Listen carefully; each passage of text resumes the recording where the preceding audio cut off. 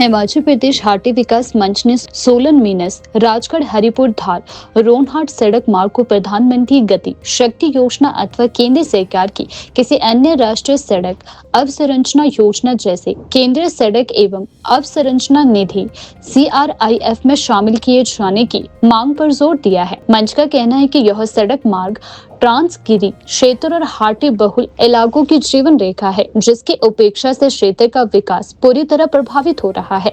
प्रदेश हाटी विकास मंच के अध्यक्ष प्रदीप सिंह सिंगटा ने कहा कि यह मार्ग सोलन और शिमला जिले को सिरमौर जिले के दुरुस्त सीमावर्ती और जनजातीय क्षेत्रों से जोड़ता है। यह सड़क न केवल आम नागरिकों के दैनिक आवागमन का प्रमुख साधन है, बल्कि शिक्षा, स्वास्थ्य सेवाओं, कृषि, बागवानी, व्यापार, पर्यटन और आपातकालीन सेवाओं के लिए भी अत्यंत महत्वपूर्ण भूमिका निभाता है। उन्होंने कहा कि इस मार्ग से हजारों लोग प्रतिदिन सफर करते हैं, जिसमें छात्र, कर्मचारी, किसान, बागवान और व्यापारी शामिल है। इसके बावजूद सड़क की वर्तमान स्थिति अत्यंत दयनीय है।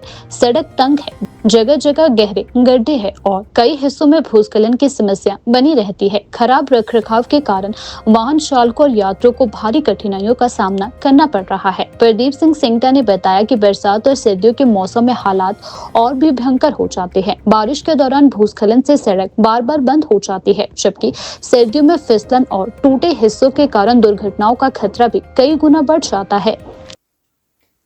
प्रदेश हाटी विकास मंच द्वारा सोलन, मीनस, राजगढ़, नौहराधार, हरिपुरधार, रोनहाट मार्ग को काफ़ी समय से इसको PM गति शक्ति और या डबल लेन बनाने के लिए संघर्ष किया जा रहा है। और पिछले करीब 1 वर्ष से हमारे जो साथी हैं उनके द्वारा बहुत ही शानदार काम किया जा रहा है, जिसके जवाब में चाहे राज्य सरकार है चाहे केंद्र सरकार है, इस मुद्दे को दिल्ली तक उठाया जा रहा है। और हमें उम्मीद है कि शीघ्र ही इस की जो दयनीय स्थिति है उसको सुधारा जाए। जिस प्रकार से हम देखते हैं कि काफ़ी दिनों से इस जो सड़क है ये सिंगल लेन सड़क है और इस पे अनेक प्रकार की जो दुर्घटना है, हादसे दिन प्रतिदिन हो रहे हैं।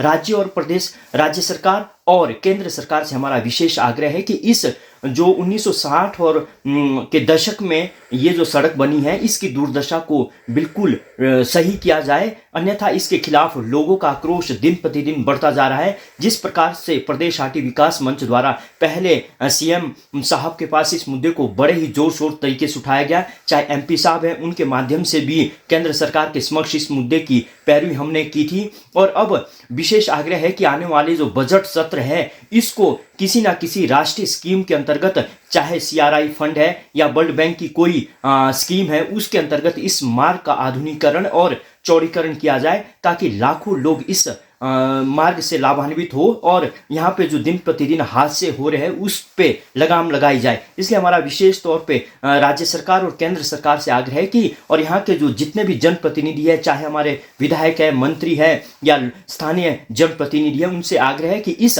मार्ग के लिए मजबूती से राज्य सरकार और केंद्र सरकार के समक्ष आवाज उठाए, ताकि हम लोगों को न्याय दिला सके और इस प्रकार से हादसे हो रहे हैं उन पे रोक लगाई जाए।